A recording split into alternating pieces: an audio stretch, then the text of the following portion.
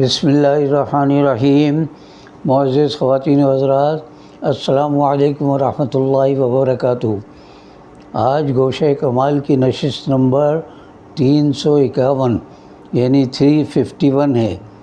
اس بار programme میں بہت زیادہ تاخیر ہوئی اور اسباب وہی ہیں جو اس سے پہلے کئی بار بتا چکا ہوں، اس لیے بار بار دہرانے کی ضرورت نہیں۔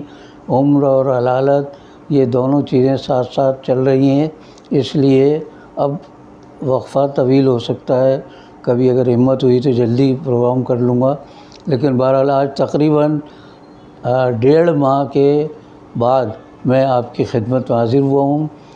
اب میں نے سوچا ہے کہ سیاسی موضوعات پر تو بہت لوگ گفتگو کرتے ہیں اور ان کے پاس معلومات بھی ہوتی ہیں، وسائل بھی ہیں ان کے پاس۔ میں تو گھر بیٹھے اکیلا سارا کام کرتا ہوں، تو اس لیے میں اب سیاست سے نکل کر کچھ دینی اور کچھ معاشرتی اور کچھ معاشی مسائل پر گفتگو کروں گا۔ آج میں شروع کر رہا ہوں اپنی ایک کتاب اجالے اور ہالے سے، اور یہ کتاب آج سے کئی سال پہلے شائع ہوئی تھی۔ یہ 2005 میں شائع ہوئی تھی، جنوری میں، تو تقریباً 20 سال پہلے کی یہ کتاب ہے، لیکن اس میں جو شامل ہیں مضامین وہ اس سے بھی پہلے کے، اس لیے کہ میں ہفت روزہ غازی کے لیے ایک صفحہ الگ سے ایک دیتا تھا ان کو، تو وہ آہستہ آہستہ جمع ہوتے ہوتے بہت سے انبیاء کرام اور اس کے بعد صحابہ کرام اور اولیاء اللہ کے بارے میں کچھ گفتگو ہے، تو یہ کتابی صورت میں بعد میں نے شائع کرائی تھی۔ تو اب آج اسی میں سے شروع کرتا ہوں میں اللہ کا نام لے کر۔ تو پہلا جو ہے اس میں پیش لفظ تھا، اور اس کے بعد پیش لفظ تو چونکہ میرا ذاتی تھا، لیکن اس پر میں نے ملک کے ممتاز عالم دین اور مفتی محمد شفیع صاحب جو مفتی اعظم پاکستان تھے، ان کے صاحبزادے مولانا ولی رازی صاحب، ان سے پیش لفظ لکھوایا تھا میں نے، اور انہوں نے بڑی کمال محبت کے ساتھ گفتگو فرمائی تھی، اور یہ اس میں نے پھر یہیں سے میں شروع کرتا ہوں، اور اس کا عنوان تھا اعجاز کا کمال۔ تو مولانا محترم یعنی مولانا ولی محمد رازی صاحب نے اس کتاب کے بارے میں نے جب کوئی درخواست کی کہ کچھ لکھیں، تو انہوں نے بہت خوبصورت اس کا پیش لفظ لکھا۔ وہ کہتے ہیں، معین الدین کمالی کا نام تو سنا سا تھا، مگر ذاتی تعارف نہیں تھا۔ یہ تعارف اچانک اس وقت ہوا جب میں اپنے بینک میں ایک کام سے گیا ہوا تھا۔ بینک میں کافی رش تھا، اس رش میں سے ایک صاحب بڑے پرتپاک طریقے سے ملے، اور انہوں نے اپنا تعارف کراتے ہوئے کہا کہ میں معین الدین کمالی ہوں، روزنامہ امت کا اداریہ نگار۔ روزنامہ امت کے اداریے پڑھ کر میں ہمیشہ محسوس کرتا تھا کہ میں ایک ایسے شخص کی تحریر پڑھ رہا ہوں جس کے دل میں خوف خدا بھی ہے، مذہب و ملت کا درد بھی، حالات پر نظر بھی، اور حسن تحریر بھی۔ اس وقت وہ بھی جلدی میں تھے اور میں بھی۔ اس تعارف سے جو خوشی حاصل ہوئی تھی اس کا اظہار نہ کر سکا۔ اس وقت ان کے مضامین کا مجموعہ ایک مسودے کی صورت میں میرے سامنے ہے، جو وہ امت پبلیکیشنز کے ماہنامہ غازی کے لیے ہر ماہ لکھتے رہے۔ انہوں نے فون پر یہ خوشخبری سنائی کہ وہ ان مضامین کو کتابی صورت میں شائع کرنا چاہتے ہیں اور اس پر میری رائے چاہتے ہیں۔ میں نے رات کو سونے سے پہلے حسب معمول اپنے مطالعے کی عادت کے طور پر ان مضامین کو پڑھنا شروع کیا، تو تحریر کی شگفتگی، واقعات کی ترتیب اور حسن بیان میں ایسا محو ہوا کہ پتہ ہی نہیں چلا کہ رات کے 2 بج چکے ہیں۔ بادل ناخواستہ اس کا مطالعہ چھوڑ کر سو گیا۔ معین الدین کمالی کا کمال یہ ہے کہ انہوں نے ماہنامہ غازی کے صرف ایک صفحے میں مقدس ہستیوں میں سے کسی ایک شخصیت کا تذکرہ اس خوبصورتی کے ساتھ کیا ہے کہ کوئی قابل ذکر گوشہ نظر انداز نہیں ہوا۔ ایجاز یعنی مختصر نویسی تحریر کے ان کمالات میں سے ہے جو بہت کم لوگوں کو عطا ہوتی ہے۔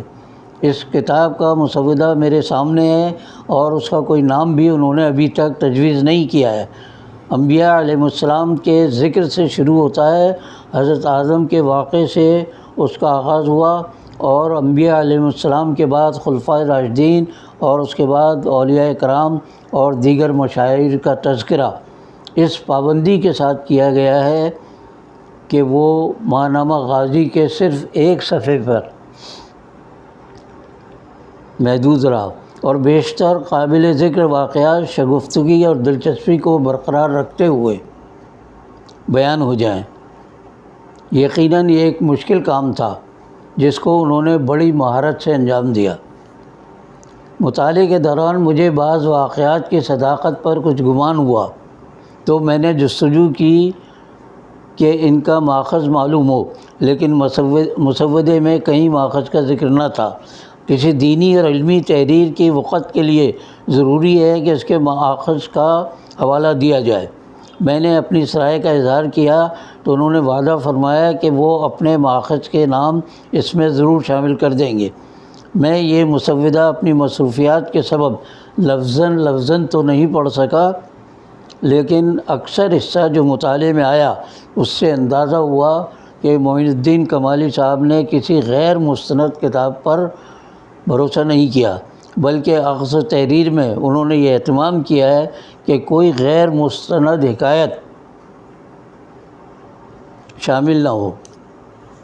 بعض مقامات پر جہاں مجھے کچھ تردد پیش آیا ان کی نشاندہی کر دی، اگرچہ مصروفیت کے باعث ان کی تصدیق کے لیے ماخذ کی طرف رجوع نہیں کر سکا۔ تصدیق کے لیے ان کی احتیاط پسند طبیعت پر بھروسہ کیا۔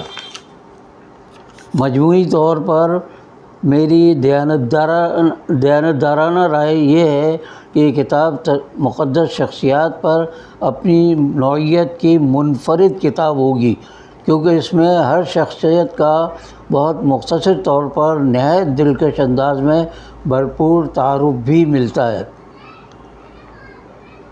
اور ہدایت کے طالبوں کے لیے ایک بڑا ذخیرہ موجود ہے۔ اس قسم کی کتابیں ہر گھر کی ضرورت ہیں، جن میں چھوٹوں اور بڑوں کے لیے یکساں ہدایت اور دلچسپی کا سامان ہے۔ اللہ تعالیٰ معین الدین کمالی صاحب کی اس دلکش اور مفید کوشش کو قبول فرمائے اور مؤلف اور اس کے قارئین کے لیے دنیا و آخرت کا سرمایہ بنائے، آمین۔ محمد ولی رازی۔ تو انہوں نے مولانا نے جس خوبصورتی کے ساتھ اس کتاب پر تبصرہ کیا ہے اور بہت مختصر انداز میں، اس کے لیے میں ان کا ہمیشہ ممنون و مشکور رہوں گا۔ ممنون اور شکر گزار رہوں گا، مشکور غلط ہے اس جگہ پر۔